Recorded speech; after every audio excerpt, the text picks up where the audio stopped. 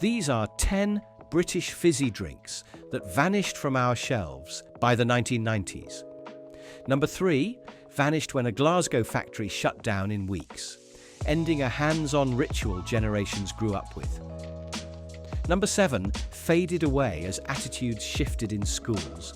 And number 1 took our doorstep deliveries, bottle deposits and community moments with it. If you grew up chasing the Corona man, swapping bottles for pennies, or guarding the last sip from your mates, this one's for you. Number 10, Quattro, the 4-fruit future. Quattro arrived in 1982, promising 4 tropical flavors in one green-tinted can. It fizzed aggressively when you cracked the ring pull, and the first sip tasted like optimism, like the future might actually be tropical. Kids swore blind they could identify each fruit individually, even though nobody could. Launched by Coca-Cola through Schweppes, a 330 milliliter can cost around 30 pence in the mid-80s. You'd grab it from the corner shop after school, drawn in by silver and green packaging that looked like something from tomorrow's world. It sat in fridges beside Panda Pops, looking superior and slightly smug. Warm from your bag after double PE, it somehow tasted even more tropical. Holidays in a can, even if holiday meant a caravan in Skegness. By 1989, sales collapsed. Not enough people wanted 4 fruits when 2 would do. When Quattro vanished, we lost the idea that a corner shop in Scunthorpe could transport you, even for 30 pence, to somewhere vaguely exotic. What we actually lost was the suggestion that fizzy pop could be escapism, not just refreshment.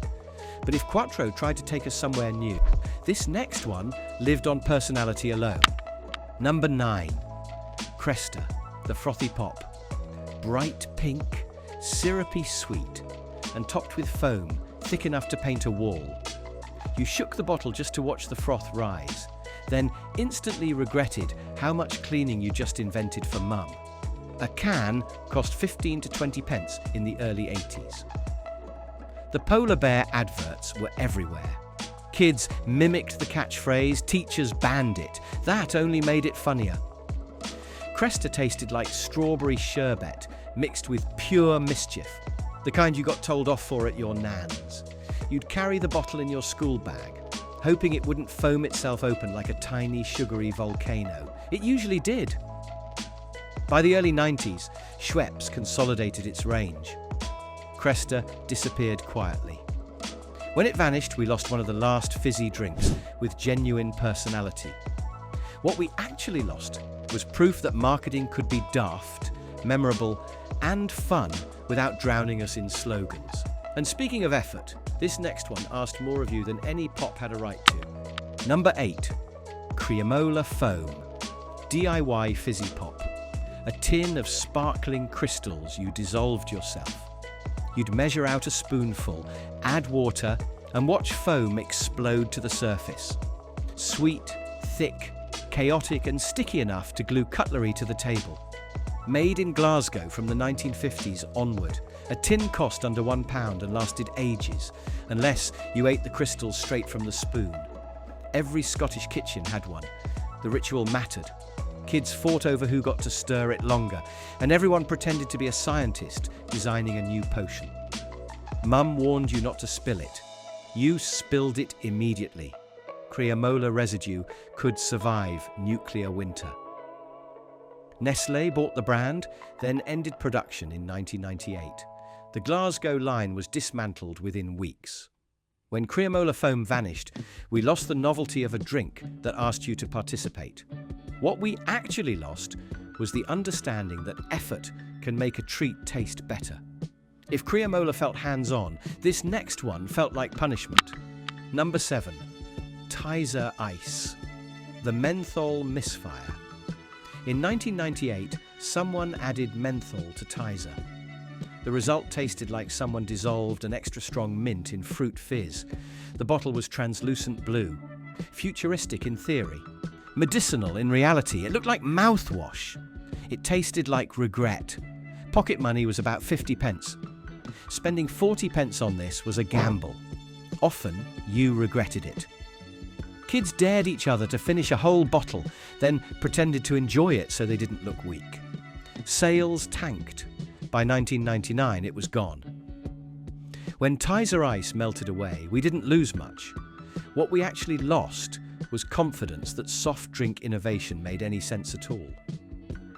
If that was innovation gone wrong, our next drink was innocence on trial. Number 6. Panda Pops, the tuck shop treat.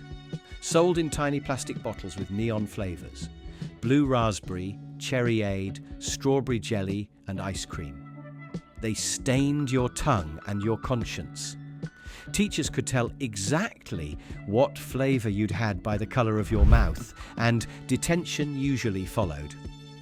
Costing 20 to 30 pence in the late 80s, they defined playground economics. Blue raspberry was currency. Kids traded them like football stickers, and losing your bottle in a swap was social death.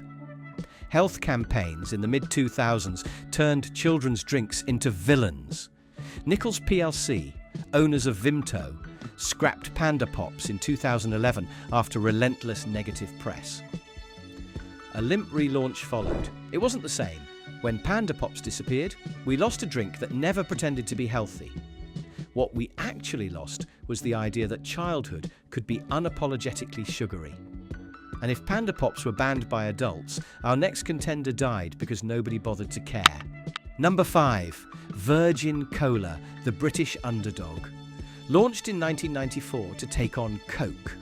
Cheeky branding, curvy Pammy bottles, brief swagger. It tasted fine, just fine. And fine is fatal in cola wars. Initially everywhere, corner shops, cinemas, Virgin flights. People tried it out of loyalty, curiosity, or just to annoy Coca-Cola. Then quietly went back to normal Coke, pretending nothing happened. Without loyalty or a point of difference, sales fizzled, withdrawn by 2009. When Virgin Cola vanished, we lost a rare British push against American giants. What we actually lost was optimism that patriotism could compete with marketing muscle. If Virgin Cola lacked identity, the next one had too much, and none of it made sense. Number 4. Tab Clear, the transparent confusion. Clear Cola, because why not? Handed out aggressively to commuters in 1993, especially around Manchester. Promoters in shiny suits convinced nobody. It tasted like watered-down Diet Coke with commitment issues. The public shrugged. Within months, it was quietly withdrawn. When Tab Clear vanished, we lost nothing we'd asked for. What we actually lost was a reminder that solving imaginary problems solves nothing. At least Tab Clear tried to be modern. The next one was trapped in a church hall forever. Number 3. Pear Drax, the respectable fizz. Sparkling pear soda, served at weddings, christenings, and any function where pretending to celebrate without drinking was required. It tasted like fizzy baby cham that had forgotten to grow up. Under 20 pence in the late 70s, sold in cans, bottles, siphons. You'd find it next to sausage rolls and limp sandwiches, sat proudly beside bowls of crisps no one liked. Parents offered it to teenagers who weren't allowed alcohol yet. Have this and pretend. Allied Lions discontinued it in 1988 in the UK. When Pear Drax vanished, we lost one of the last occasion soft drinks. What we actually lost was the option for elegance without alcohol. If Pear Drax was polite, our next flavour committed a cultural crime. Number 2. Hubba Bubba Soda. Bubblegum disaster. Bright pink, fizzy, and tasting like synthetic childhood. Kids who loved the gum didn't want to drink it. Kids who didn't love the gum refused entirely. It was the Switzerland of beverages. Nobody took sides because nobody cared. Around 30 pence a can in 1988, discontinued by 1990. When it vanished, we lost a cautionary tale. What we actually lost was respect for brand extension taken too far. And if bubblegum taught us limits, number 1 taught us community. Number 1. Corona. The man on the doorstep.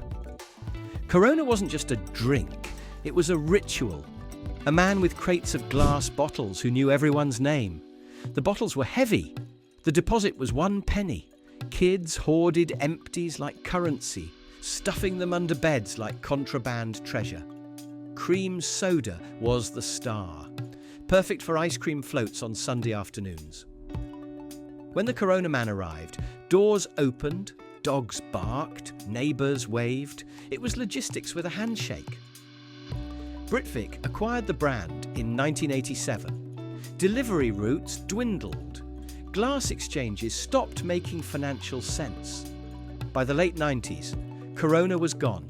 When Corona vanished, we lost more than Cherry Aid. What we actually lost was the ritual, the man at the door, the crate in the hallway, the tiny economy of glass bottles. We lost the feeling that companies came to us, not the other way round. So, that's 10 British fizzy drinks that vanished from our shelves. But I know I've missed your favourite. These weren't just products. They were pieces of who we were. The syrupy Cresta froth, the sticky Creamola residue welded to countertops, the Panda Pops tongue stains, the Quattro optimism, the Corona crates stacked by the door like treasure. That's not living in the past. It's remembering when simple things, a 20p drink, a penny deposit, a delivery man who knew your surname felt like care. Which fizzy drink takes you straight back? Was it the Corona Man or the Panda Pops in your school bag? Tell us in the comments and tag someone who still remembers what 30p bought in 1985. If you enjoyed this one, check out our other Lost Taste video. And until next time, take care.